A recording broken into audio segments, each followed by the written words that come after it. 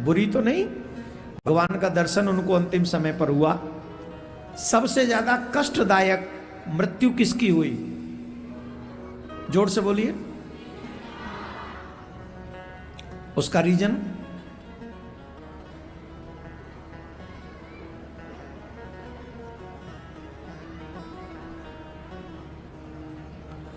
उसका रीजन बहुत महत्वपूर्ण है और इस महत्वपूर्ण रीजन को प्रत्येक हिंदू को सुनना चाहिए।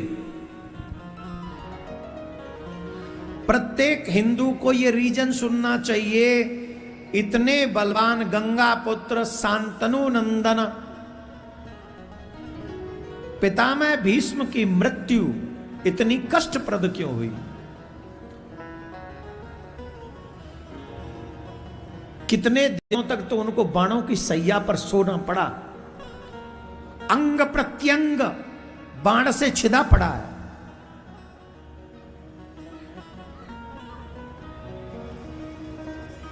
क्यों? किस लिए? इसलिए यह प्रसंग है उस समय का जिस समय हस्तिनापुर में जुआ खेला जा रहा था, द्यूत खेला जा रहा था।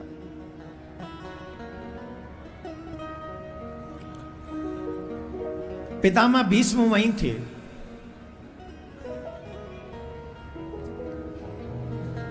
और उस द्यूत में भरी सभा में द्रौपदी को लाया गया।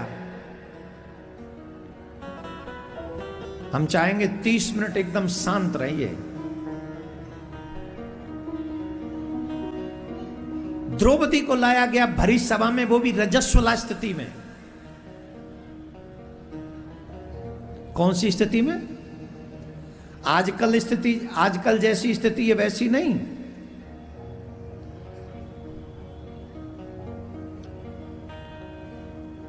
आजकल तो कंडीशन चेंज है,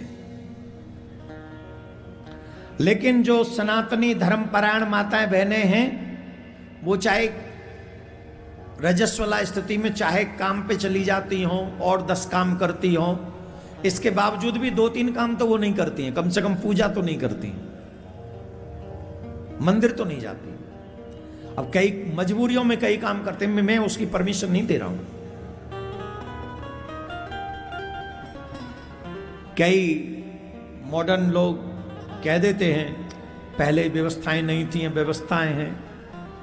आई डोंट नो कि वो ज्ञान कहां से आता है, और हम उस ज्ञान को अडॉप्ट भी कर लेते हैं। और कोई संत महात्मा अगर कोई ज्ञान दे भी, उसे समझाए भी, तो सोशल मीडिया जमाना है, उसे रेल देते हैं सोशल मीडिया पे। हमने तो लोग ऐसे सेटिंग भी रखते हैं कि रेल दो इन्हें। ऐसा नहीं। राजनीति को और धर्म को एक दृष्टि से नहीं देखना चाहिए। धर्म वही धर्म है जो वाकई धर्म है। धर्म में मनमानी नहीं चलेगी। यहां पर कितनी माताएं बहनें ऐसी हैं जो कम पढ़ी लिखी हैं? हाथ उठाइए। जो कम पढ़ी लिखी हैं हाथ उठाइए जरा। क्या है? हम तो बिल्कुल भी नहीं है। I have never been to school. Seriously, I have never been to school. मुझे क्या फर्क पड़ता है? बोलो हाथ उठाओ जो कम पढ़े लिखे। ये जितनी भी कम पढ़ी लिखी माताएं बहनें हैं, ये सब जानती हैं कि रजस्वला स्थिति में मंदिर नहीं जाना चाहिए, भोजन नहीं बनाना चाहिए, पूजा पाठ नहीं करना चाहिए। सब जानती हैं जो पढ़ी लिखी नहीं है। तो जब पढ़ी लिखी नहीं है वो भी जानती हैं, तो पढ़ी लिखियों को तो ज्यादा जानना चाहिए। Am I right or wrong? जवाब दीजिए। पर करें क्या? जानना था कुछ और, जान लिया कुछ और। जाना था जापान, पहुंच गए चीन। है कि नहीं? क्या करें?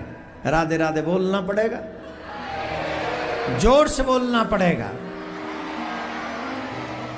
तो रजस्वला स्थिति में पहली बात तो द्रौपदी को सभा में बुलाना नहीं चाहिए था, फिर भी द्रौपदी को बुला लिया गया। और जब द्रौपदी का वस्त्र हरण होने लगा, चीर हरण होने लगा, तो भी पितामह भीष्म मौन रहे। ये उचित था कि अनुचित? जोर से बोलो।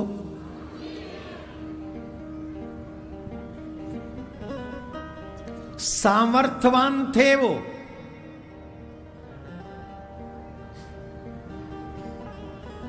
ऐसे नहीं थे कि सामर्थ्य नहीं था उनका। अगर एक बार खड़े हो जाते, दुर्योधन का सामर्थ्य नहीं था कि उनको जवाब दे देता। सामर्थ्यवान होते हुए भी द्रौपदी का अपमान रोक नहीं सके वो। स्त्री का अपमान होता रहा। और हम लोग भी अपने धर्म का अपमान होते हुए देखते हैं, सामर्थ्यवान होते हुए भी।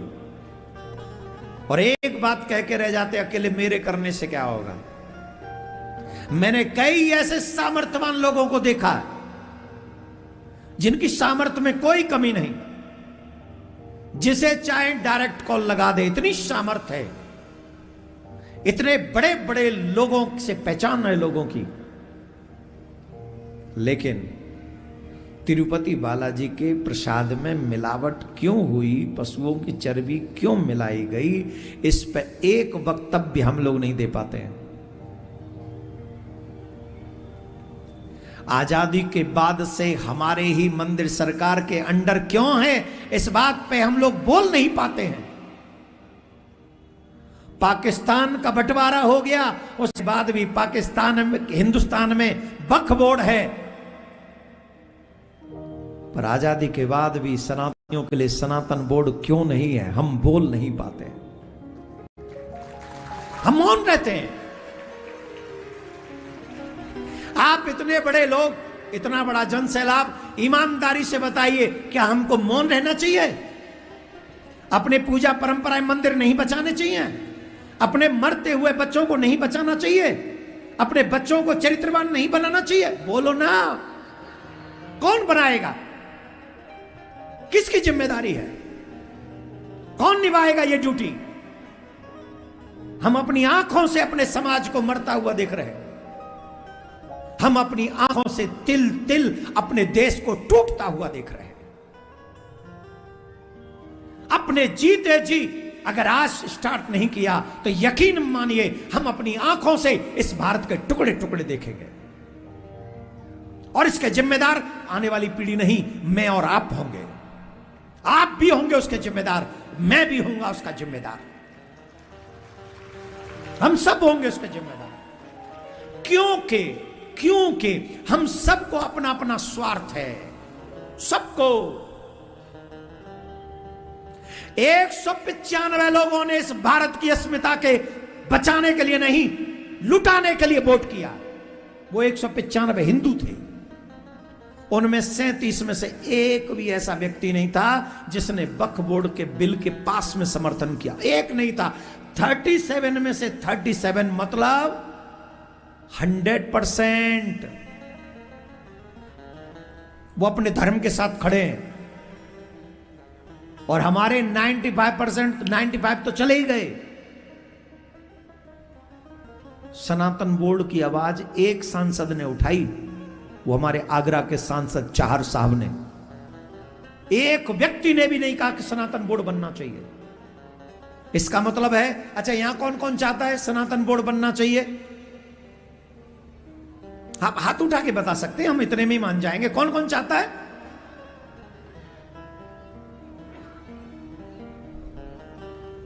लेकिन दुख की बात जानते हो क्या? इस बात को कोई वहां नहीं उठाएगा। उन 95 में से भी कोई नहीं उठाएगा। क्यों नहीं उठाएगा? क्यों नहीं उठाएगा? क्योंकि हम लोग एकजुट नहीं है।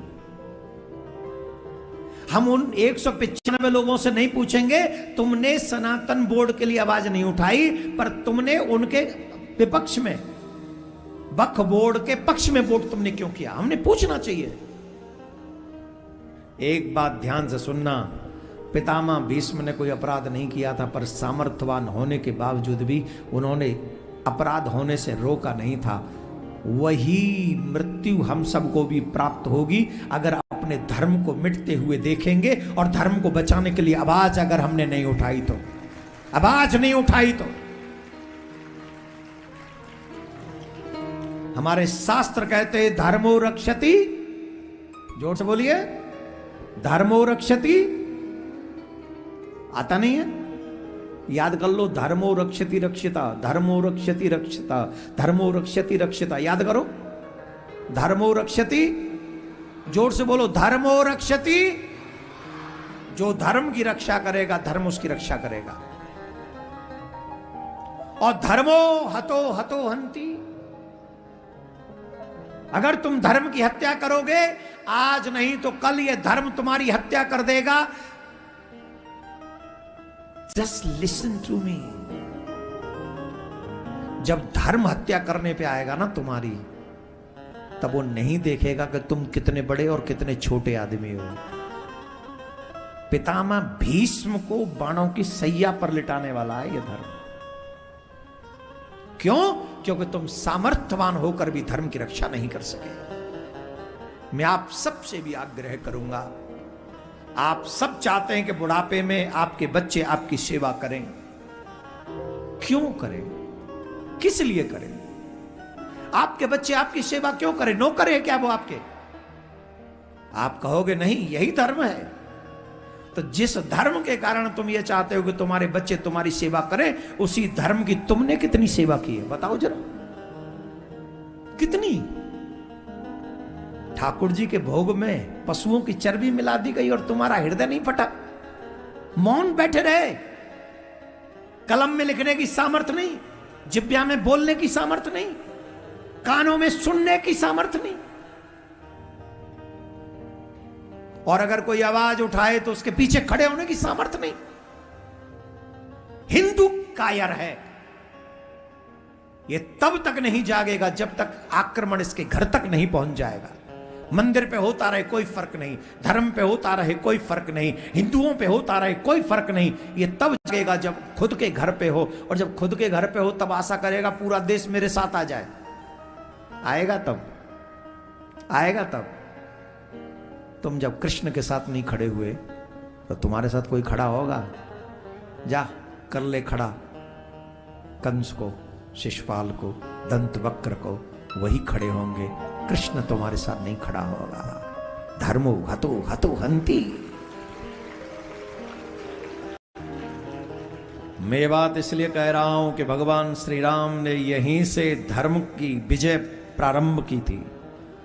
अगर बक्सर के लोग ईमानदारी से चाह लेंगे, गंगा मैया में डुबकी लगाकर एक बार प्रार्थना कर देंगे कि यस सनातन बोर्ड का निर्माण होना चाहिए, तो हमें लगता है गंगा मैया हमें खाली हाथ नहीं लौटाएगी, खाली हाथ नहीं लौटाएगी।